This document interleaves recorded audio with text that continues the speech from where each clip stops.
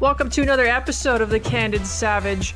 I'm your host, Ashley Mathieu, a podcast I talk about health, fitness, lifestyle, and entrepreneurship-related topics. And today, I'm going to bust out the fuck-ups that entrepreneurs make, whether it's a startup or currently in business. And I wanted to do this one because I'm finding more and more people are struggling with either their startups or in their business, or they're just unsure of how to maneuver. And unfortunately, a lot of people aren't succeeding with their businesses. So I wanted to do a podcast on this. And I thought of bringing on a hilarious powerhouse that would be a perfect fit for this podcast. And this individual is a 5-time Emmy Award winner. He's a published author. He's a CEO of Creative Lab TV. He's worked with some pretty big names like Reebok, IBM, Google, AT&T, a bunch of startups. Not to mention he's funny, hilarious, and he's a quirky speaker, and that's how I met him. He's a personal startup business coach leading individuals and groups for greater success. This individual is none other than Paul Wagner. Welcome to The Candid Savage. Thank you so much. I'm really happy to be talking with you today. I'm excited to have you here to talk about it because you're hilarious, and I think it's going to be awesome. Cool. Well, I hope I won't disappoint. And I love the name of your show. That's a very fun show name. Right? Speaks of the person who made it, i.e. me. Cool. I'm kidding. So why don't you tell us a little bit about yourself so the listeners can kind of get a grasp of who Paul Wagner is, and also so I learn a little bit more too. Sure. I've had a very lucky life, strangely enough. My degrees are in computer science and mathematical theory with a minor in child psychology, and I was at Xerox as a systems analyst when I came out of Boston College. And I spent a lot of time getting in trouble, taking my pants off and telling really crass jokes and getting kicked out of meetings and telling people they were fucked up lunatics and they could suck my dick because they were basically white people who were in charge and didn't really belong in charge because they had half a brain.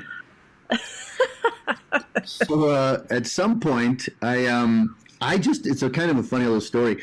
I was very needed because I'm kind of way out of the box. I brought a lot of innovation at that time and into the company, but I really hated it because nobody was really working, and I'm kind of a workaholic, and people sat around a lot. But I couldn't handle it. So one day I just decided that I think it would be kind of cool to just not go into work for a while. So I just stopped going into work, kind of like the movie Office Space, which feels like an autobiography to me. So I stopped going into work, and I kind of just hung out, and I got high. I got a real estate license. I invented some technology, and then about 50, 60 days later, Xerox called me, and they said, "Hey, we don't want to, piss you off or anything or push you away, but we've been paying you. Did you feel like coming back to work?" And I was like, I'm just not happy with how everybody runs the company. And they said, well, try coming back for a little bit. So I went back for a couple of days, and there was a new secretary at the front desk, and I don't really like executives as much as I like everybody else, like from the guy removing gum from the floor to the people that visit and drop shit off. Like, those are really my people. I'm more of a blue-collar minded person. And whenever I get in these mucky-muck meetings, I just feel like fucking poking the white people in the dick because they're just fucking unconscious. But so I see this new secretary, and I said, "Hi, welcome." And she looked at me and she said, "It's time for you to leave the company, and you should go see this healer." And I was like, "What the fuck? Who are you?" She said, "Well, I'm only here for a day. I'm an intuitive, and you're just in the wrong place. You're doing the wrong thing, and you've got to make a change." And I'm like, "Fuck it, all right. Who do I go see?" She tells me to go see this guy named Carmu, who's this African healer. And he was living right near Harvard University, and I was living right down the street from him. So I literally left as soon as I came into the office because that woman said to go see him. And he was like a tiny little guy, like a little Yoda. And there's actually an old documentary about him on on Amazon now, and you can buy it, but it's a cool little story. He was a mechanic, but was this enlightened soul. And I went to see him, and all these people were there doing a documentary. There was a big book of all the people he'd healed. And he asked me to take my shoes off, and I walked in, and everybody had left, and I sat on this big futon, and he sat next to me, and just a beautiful soul. And he put his hand on my lower spine. I saw the fucking light of God, and I passed out. I woke up, and he held my hand, and he said, it's time for you to make a major change. And he just outlined it. He goes, you're going to have TV shows, radio shows, you'll be writing, traveling the world, you'll be living in different countries, running companies, and you're going to have a very unusual life. And I was like, get the fuck out of here. And he goes, but you've got to start making decisions rather than kind of wandering. And I was like, oh, yeah, I haven't really made decisions. I was just kind of getting paid by Xerox and, trying different drugs. Like, I think ecstasy, like the original MDMA, is really high quality. And I did everything once, because if you do it more than once, it's stupid, because once those doors are open, you can take advantage of them for the remainder of your life. So anyhow, the next day, I was like, fuck it, I'm leaving Xerox. So I went in and I was like, I'm out. They're like, no, please, we'll double your salary, we'll give you a car, we'll fucking blow you every Friday. I was like, I'm out. I'm just out. I'm done. And then I auditioned for one comedy troupe. I got in. I traveled the world. I ended up getting radio shows and TV shows and being exposed to a lot of technology as a corporate entertainer, because a lot of companies hire me to make sense of their product line to their employees, and I create these custom shows for companies. So I was exposed to intelligence in these very high-level positions for companies all around the world, and ended up building not only a comedy and entertainment business, but as a result of what I was exposed to, a technology company. And that's what we do now. We build web and mobile apps. We build creative for companies, and I also I'm kind of spooky, so I spend a lot of time in the wilderness. I've studied with native shamans, and I've kind of got an unusual kind of in this world, out of this world kind of life. One thing that when I met you, you worked with SNL, which I thought was fascinating. Yeah, well, it's kind of a heartbreaking story.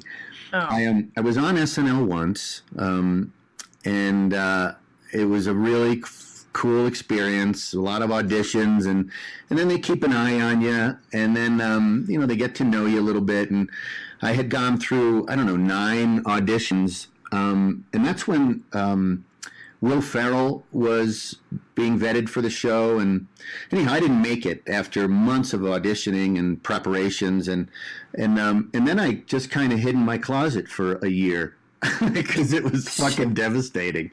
But I have my own brand of humor. I have about 40 characters that I play in my shows, and I've used those for stage shows, and I've been up for a lot of TV shows, and God knows I've written for everybody and done just about everything. But at the end of the day, I think comedy for me is best used in education.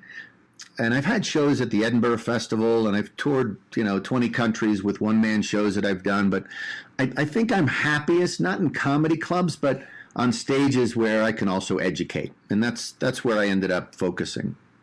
Yeah, and that's where I ended up seeing you and meeting you at TICOM, because honestly, like, no offense to the other speakers, those great speakers, but you got me right away because you dropped the F-bomb and you made some really inappropriate jokes that I found hilarious. But the comedy with the education piece is phenomenal. Yeah, I noticed when I tour and doing different things or working for companies, there's always somebody else I'm sharing the stage with, and they either hate me or they love me, because if they really let it happen, I kind of help them open up and be themselves. But if they're really resistant to that, they just want to fucking shoot me. So. But I don't give a fuck. I mean, I've been arrested a bunch of times on corporate stages because I just was like, I think I'm just going to be myself, and they don't always like that. Well, I happen to love it. Cool. That's hilarious. Your experience, which is way more than mine, like I've been on my own for just over 6 years. Nice. And even just in that 6 years, like I've learned a lot. I've been able to adjust and do my thing and learn. But I find a lot of either startups or entrepreneurs are always very lost, or they don't know how to switch up their game. And I'm seeing that now, especially here, because there's a lot of changes in Ontario. And instead of adjusting to the changes, people are panicking. So I guess just kind of want to go through some like pretty small yet big mistakes that entrepreneurs make or startups. And Sure. like one of the ones I see is people going into business thinking it's automatic financial freedom, Yeah. but we all know that it's not. Yeah, so the mistake of how to enter and or what are the original intentions. Yeah, I mostly see ego in startups, and ego creates a variety of problems. One is it taints that initial intention and perspective, and it's, you know, as soon as there's ego, you know, ego is it just really wants to rest on its pedestal, and in that way, ego is lazy, and it doesn't want to be challenged. And attached to ego is identity. So now you've got this double nested, you know, kind of cemented couple of knuckleheads sitting on a pedestal, and they just love to fist fuck each other, and that messes everything up.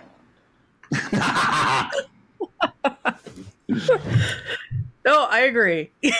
That's the best example of life.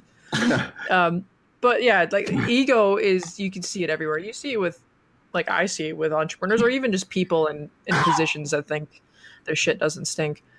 I think that's important for anyone listening who is doing a startup or or is an entrepreneur right now, is, you know, leave your ego at the door and don't bring it into your business, because you'll end up just sinking yourself.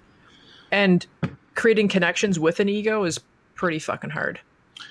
Well, yeah. I mean, there's two schools of thought. One is, and I invest in a lot of little startups, and I've got my own as well. And, you know, one thing you need in a startup founder, you need them to have a solid ego. And, you know, what is the ego? The ego is the I am, and then you can say, without the I am, you are not. So you need that identity. You need that durable persona to move through the weeds and bring something to life. What ends up being problematic and a challenge is that, you know, when that identity, when that forceful, you know, thrusting personality isn't able to take in information and make adjustments, well, it's just a recipe for disaster. Because the universe is dynamic, just like any company and any pursuit is dynamic. You really have no idea what's going to happen. Mm-hmm. I have a list. Can I give you my list of things that really piss me off that startups founders do? Do it. This is my list. It just drives me fucking nuts.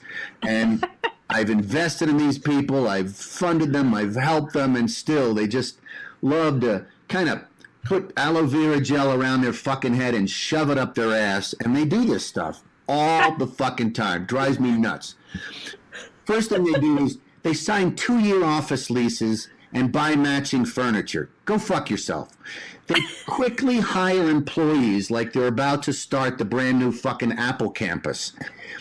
They focus on the positive. You don't fucking focus on the fucking positive. That's like saying, I'm going to sit around, look in the mirror, and jerk myself off and swallow my own fucking cum. You don't fucking focus on the positive.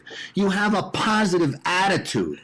You focus on the negative. You focus on the knuckleheads who are raping your fucking startup, who don't do shit. The fucking potheads, the jerk-offs that are your bras, man. Yeah, he's my bra. Fuck your bra. Your bra is a knucklehead, and if he's not working, kick the cunt out of the office.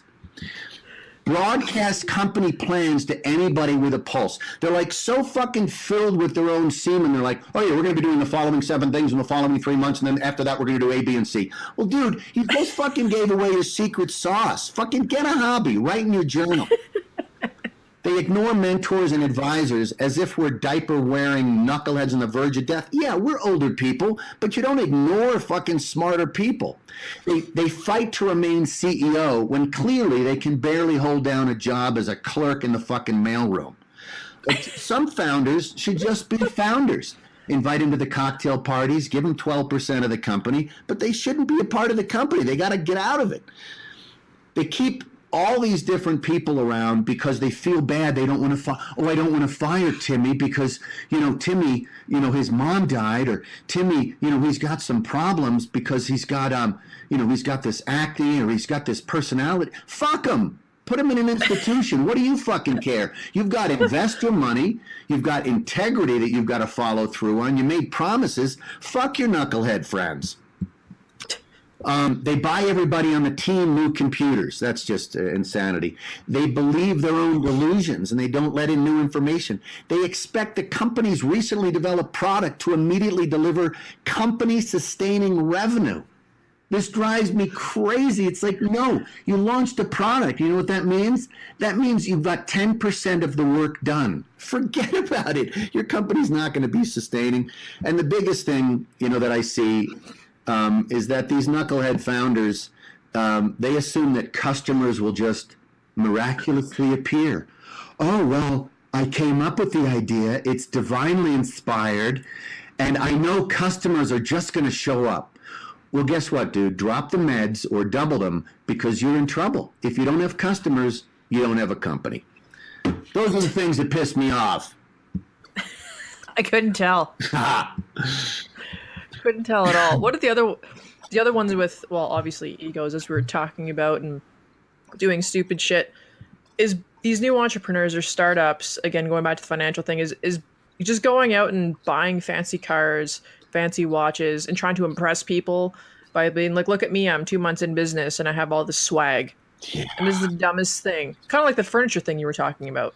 Yeah, it's very similar. My favorite startup guys, they show up in a t-shirt and jeans, they buy me a cup of coffee, or they ask me to buy them a cup of coffee because they're broke. And or some guys will be like, hey, you know what, I haven't eaten in 2 days. Could you mind buying me a sandwich? I'm like, fuck it, I'll buy you a sandwich. I just love, the humble, down-to-earth. I love people who are just real with me. It drives me nuts. People will take me out to lunches and pretend and these things. And I can't stand the fucking clown suits and the bullshit. Just be yourself. I wholeheartedly agree. I can't do that either. Yeah. There's too many clowns, but unfortunately we live in a world where we have to weed through the clowns to find, that needle in the haystack. And that's with employees too. Hiring the right people is also super important. Not hiring your bro because he's been your buddy since you were 5 or 3 shitting in diapers. Yeah. It's tough. It's tough to find quality people, and it's tough to get over yourself. I mean, sometimes you've got to hire somebody that really kind of makes you uncomfortable. Like if you want to hire a good COO, somebody who's pushing and driving operations, well, you better fucking believe they're going to make you uncomfortable because they're going to be thinking of things 100% of the time. You're thinking about them 10% of the time. That COO is going to get on your nerves. That's actually a positive. Mm-hmm. Yeah, I think that's back up to the ego thing. It's not recognizing that's the benefit. Instead of being scared, being like, oh, this guy's trying to make a point. No, that guy's working for you to improve the business.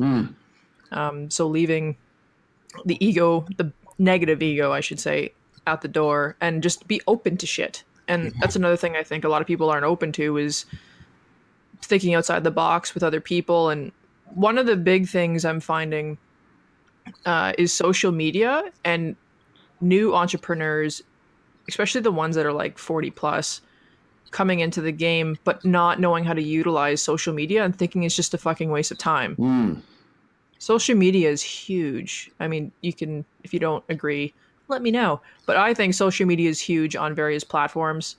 And I think if they're sticking with, direct mail and just billboards and spending a shitload more money instead of less and focusing on other means like social, it's going to hurt them. Well, it's interesting. There's a difference between Canada and the U.S. In Canada, social media is still on the rise, I think, because it's such a vast and large country that you've got huge pockets of land where you don't have people, and then all of a sudden you've got civilization, and I think that creates something kind of cool. The things that are actually still of value from the old way of doing things, they still can be used. And then meanwhile in the U.S., people are so obsessed with social media that they think that, they make a post on Twitter and, the Rolls Royce is just going to pull up in their fucking driveway. and this is the illusion here in the U.S. that you can spend $2,000 on social media and all of a sudden it'll create traction for your company. When the reality of it is direct mail is actually still statistically a really useful tool. That's kind of a statistic I didn't realize. So direct mail and email are actually your two top ways of getting traction. And that's obviously old school and new school. What social media can do for you is it can grow a fan base. The challenge is growing a fan base that's actually engaged with your brand as opposed to just liking your page or your tweet. They're two different things. So you've not only got to grow a fan base, you've got to find a way to convert those fans into customers. And that requires a whole bunch of things you got to do in the background, like setting up automatic emails and making sure that your ads are not just designed to bring attention to your brand, but also to bring attention to that shopping cart, so people actually click on a button to make a purchase. And that's called a call to action. So social media is great, but you've got to have call to action functionality built into your plan. Yeah, and not just a bunch of selfies. Yeah, there's a lot of that shit going on. Look at me, I'm holding the beer. Holy shit, I've never seen that before. With the social media and not doing proper marketing, a lot of businesses don't want to spend money on marketing. They don't know how to allocate certain funds for the percentage of their business for marketing. And I think that's a huge mistake. I think every business should allocate a certain percentage of their funds towards marketing, which a lot of people just fly off the seat of their pants and just fucking spend money, but they don't even know where it's going. And I think that conversation should be had with entrepreneurs and startups is, what's your fucking business plan? In your business plan, is there something for marketing? What is your business plan? A lot of people are just starting up with an idea and no evidence or factual shit behind a business plan to help them. Yeah, you've got to do a couple things. I think you got to do a business canvas, which helps you find customers or helps you understand what a customer is. And if you've not checked out the Lean Business Canvas, boy, it's a beauty, and it may take you a day to fill it out, but you're going to learn a lot about yourself, and that informs your business model. And what is a business model? People hear this phrase all the time. Business model, it's very simple. Is what am I spending, and how specifically am I bringing in money, and what are the categories of bringing in that money, that revenue? And then at the end of the day, with what I'm spending and what I'm making, does this thing sustain itself? The challenge you have in a company, especially a startup, is that yes, you might have some revenue. There's very little chance it's going to sustain you without a large capital raise. And then what do you do with that capital raise? You've just raised $750,000. How do you spend that money? And some people are like, oh, I'm going to hire 9 people. We're going to have beer, and we're going to have kombucha and a ping pong table and foosball. We're going to play hockey every other Friday together as a company. Like, all that cultural stuff I think is important. But what people miss out on, like you're suggesting, is marketing. And the way it works in the U.S. is it's very simple. Is if you raise $750,000, you're going to put a quarter to 1/2 of your money directly into a marketing spend. That's how much money needs to be spent on marketing to make enough noise to drive customers to that shopping cart. Yeah, but not a street sign that you hope people see and come in the door. Yeah, it just doesn't work that way anymore. I mean, it might in some cities. Because if it's a city-based business and it doesn't really want to be regional or anything else, I think there's some real down-to-earth stuff you can do. But if you're growing something online, if you're growing a global business or even a national business, you've really got to put all the coin into marketing. Even to the point of not paying yourself as a founder. Yeah, and I know up in Canada, I'm not sure about the States, but people here are like fucking zombies because they're constantly looking at their phones, and when they're driving home from work, they're not looking around. They're thinking about their work day, their stress, what they're going to do when they get home, what they're going to cook for dinner. People don't notice the signs, the street signs, or even their mail. People now are speed reading and they're not reading details. So I think hitting them at different angles is smart. And like you're saying with the marketing fund allocation is super important. Again, not paying yourself. I have a business right now that I'm not taking a dime from because I'm putting all the money into the business and driving that business forward. And a lot of people won't do that because they just want to make money. They want to take money right away.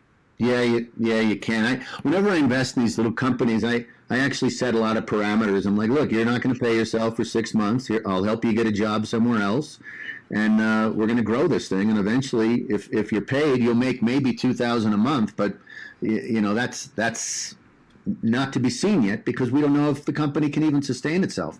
I think it's important to set parameters as an investor so that you end up having the best chance you possibly can. Yeah.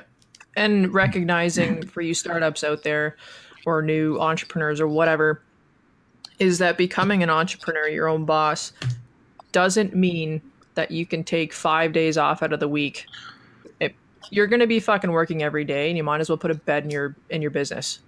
And that's one of the things I think new startups think is they can just do whatever they want and work half the time and make all this money. But in actual reality, you are probably not going to take any money. You're going to be broke as fuck, and you're going to be working way more hours than you ever thought you were going to work.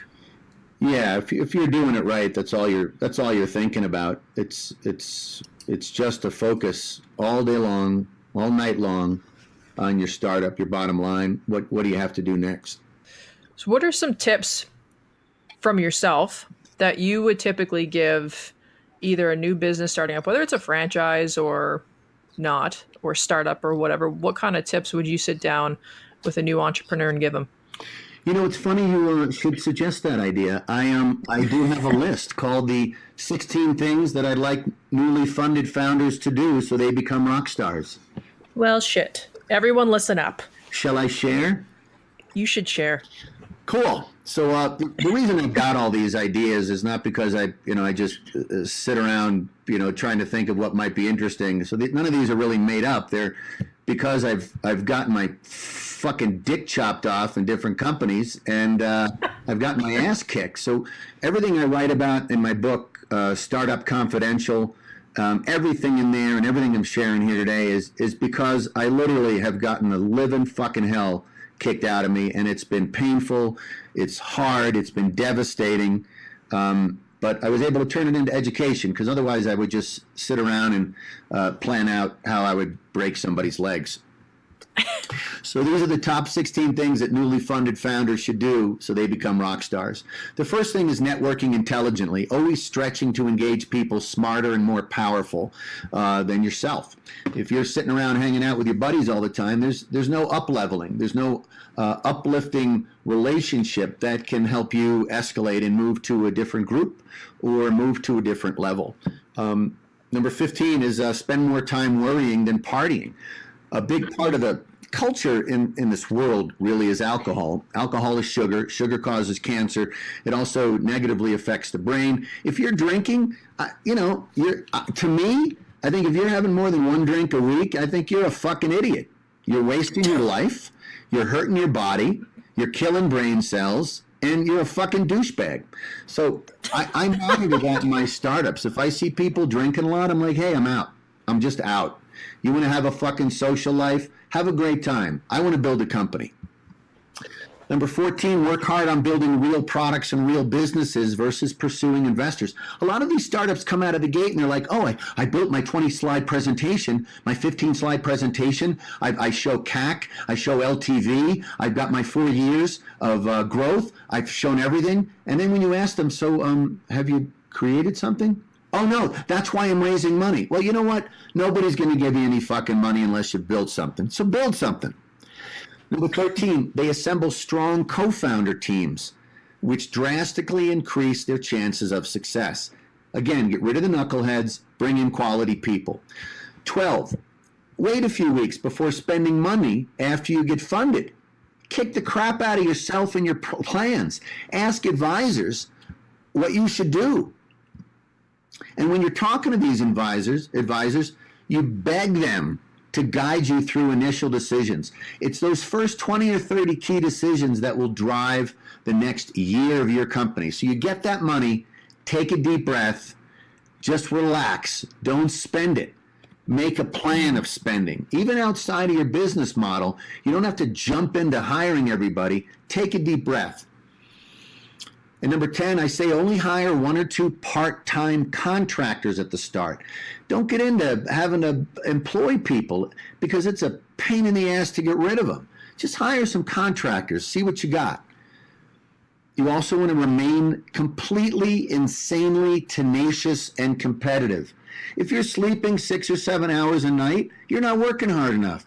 You should be obsessed about this thing to the point of looking like a drug addict. You should be a mess. That's what I love in my new founders. When they get funded, when we actually launch, they should be an absolute mess. If they're too rested, if they're too relaxed, they're not thinking competitively enough. They should be hungry and crazy. When they show up at a meeting with me and they're not making sense and they're kind of freaked out and they're worried, I'm like, that's a founder. That's somebody who actually wants to launch a business. I know that sounds kind of crazy, but the first year, you should be a fucking mess. And during the early months, you've got to replace co-founders and contractors all the time, without hesitation. If it's not a swinging door, you're not looking analytically enough at these people, because you've got a lot to learn about what your company needs, and that means you're not always going to be making the best decisions. And it should be expected that you'll be hiring and firing all the time.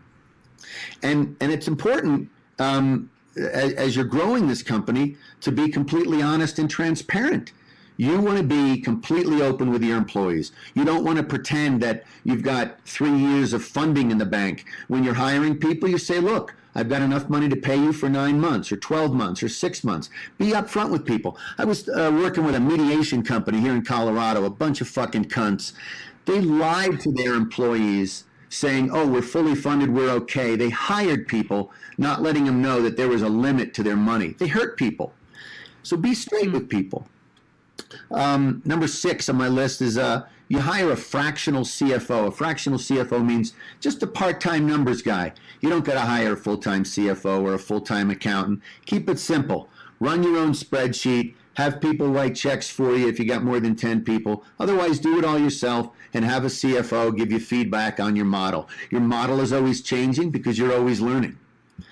And you had mentioned this, Ashley, is this idea of being ready to change. You've got to be ready to pivot, and you don't want to be whining when you're forced into a pivot like, oh, but my original idea was awesome. No, it wasn't, because it didn't fucking work. So let go, let a pivot happen, let change affect your business in a positive way. A couple of simple things as I round this idea out. You want to seek short-term wins and even little wins so that your team gets used to winning. They get used to momentum. They get used to seeking wins. And then you create a culture of winning. And a big thing for founders is reject ass kissing and don't kiss people's asses, employees, investors, or otherwise. Just don't get in the habit of subjugating yourself. Keep your self-esteem. Don't expect others to fulfill your self-esteem dreams. Just fucking relax. No ass kicking. No over admiration and over adulation. Keep it down to earth. Don't inflate egos. Don't deflate them either. But don't be on a big masturbation kick with yourself and other people. Rockstar founders are secretly critical of themselves. I love founders who hate themselves. And the reason I like that is because people who are a little grumpy with themselves, myself included, you end up being more successful. You're not comfortable. You know, on a Tuesday or Wednesday afternoon at 4 or 5 o'clock, you're not thinking who's going to be at the bar later. You're thinking, what the fuck can I accomplish tonight? That's what you want to be thinking. How did I fuck up yesterday, and how do I make it better today? And the final thing is the best founders, rock star founders, they spend time learning from and onboarding customers. Nothing more important than that. Agreed. That's my list. Love your list. Cool. Very straightforward. Thank you. Yeah, right? I don't expect anything less from you, though. Let's be serious. You're very nice to say. Thank you. Let's be honest. So that is... You fucking covered all my bases. I don't even have to ask or list anything because you just listed them in your million steps right there. Ah, cool. You just made my life easy. It's like you knew. It's that intuitive side. Well, I've spent a lot of time talking to startups and making so many mistakes. I'm so clear now, and I can vet a startup in 10 minutes. That's it. I'll know exactly where it's going, what's going to happen, and I'll tell them. So it's easier now. It wasn't easy at the beginning because I'm kind of like a 5-year-old. I get excited about startups. I get connected to people's passion, and I can join them in that passion. But I think I've matured in how I vet people, which I think is what everybody should learn how to do. And for those of you looking to start your business, I guess my piece of advice would be, just own your shit. If you're going to start something, own your fuck ups. A lot of people don't. Own them, learn from them, be smart about what you're doing. Don't be an asshole to clients coming in the door. Just be real. And if something's not going right, like he mentioned the pivot, be able to make a change, and don't, like, you can be fearful of it, but fucking attack it. And when you're in business, you will stare fear in the face all the time. There's always going to be unknowns. Your stress level is always going to be up. You're going to be working ungodly hours. I work till midnight, 1 a.m. with a bunch of shit. I get my 6-7 hours of sleep. I get up and I fucking do it all over again. Right on. I work on weekends. People look or want the weekends because they're in regular jobs. For me, a Saturday and a Sunday is a regular day.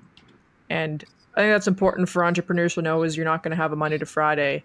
You're going to have an every day. And that's what has to happen, in my opinion, if you want to succeed. So how can people get a hold of you, look at your stuff, reach out to you for any of the services that you have? What's the best way for them to do that? Well, I'm doing a lot of pole dancing at local clubs, and I like to take meetings afterward. The best way to get a hold of me is to go to startupconfident.com. And at Startup Confident, people can click a form and say hello, but I'll just tell you my email there. It's paul@startupconfident.com.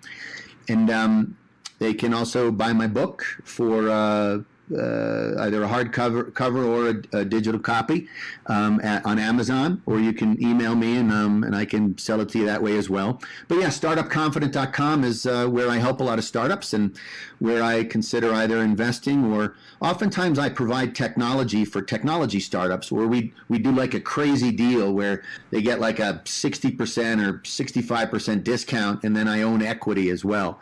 But I love helping startups. I love helping people get out of their way. I coach a lot of founders, and I have coaching agreements where I'll coach people for 3 months, 6 months, or a year. And it's all at startupconfident.com. I will put all of this lovely info in the info part of this podcast. So for those of you that may obviously already forget that email or website, I'm going to have it right on the details of this podcast. So feel free to click. Get in touch with Paul if you are having any questions. Maybe you need some coaching. Feel free to reach out to Paul. He is hilarious and he's straightforward and he will not fuck around. I think you're right. So, right? So on that note, I want to thank you for coming on The Candid Savage and taking the time, because I know you've been sick lately and you just got back from Asia. Yep. So jet-lagged as shit. Yeah. Hey, can I leave you with 2 thoughts? Do it. So I have a list of 10 things that suck, but 2 of them really piss me off. 10 there's 10 things that suck in startups, but my favorite 2 things that suck, meaning these things suck deeper, longer, and harder more than anything else in the startup world. And so many comments. Yeah. Well, one of them is lawyers. Lawyers suck. They love to hook passionate, unsuspecting fools into a game I like to call, let me bill you for every fucking breath, my little ATM cunt. So here's the thing. If you're just starting out, hiring a lawyer at this stage would be like buying a Porsche so you can deliver pizzas. Write your own documents. Ask your founder friends to give you copies of theirs and do a copy and paste. That's all your fucking lawyer's going to do anyway. You don't need a lawyer until people are dropping $1 million into your business. And the second thing is, stop bringing non-disclosure agreements, otherwise known as an NDA. Stop bringing those to investor meetings. As soon as an investor sees you whip out an NDA, he's like, thanks for bringing 1973 technology into our meeting. Now go the fuck home. So guys like me, most investors, we see thousands of things every month. You're not going to get a fucking NDA out of somebody intelligent. And you know what? They're not even legally defensible unless you're paying somebody. So lawyers, NDAs, they suck. And those are my final two warm, fuzzy thoughts for the day, Ashley. I love them. Well, thanks for coming on. I'm sure that people have gotten their fill of laughter this morning, but also education. All right. I'm grateful to be here, and I love what you do. You have such a great style, and I look forward to more with you. Awesome. Well, I hope you feel better. Thank you. Since you've been struggling for a little bit, but take some time off and get better. I'm going to eat a lot of chocolate chip cookies. That could work. It's awesome. Probably I'm addicted to chocolate, but at least makes me feel better. Well, again, thank you for coming. And for those of you listening, please feel free to leave a comment and share this with any entrepreneur or startup that you think might need this very direct and straightforward advice from both Paul and myself. So that is another episode done of The Candid Savage. Every Monday, new podcast goes up, so feel free to subscribe and listen to the shenanigans on The Candid Savage. So we're going to go now and get some shit done. Later, folks. Bye.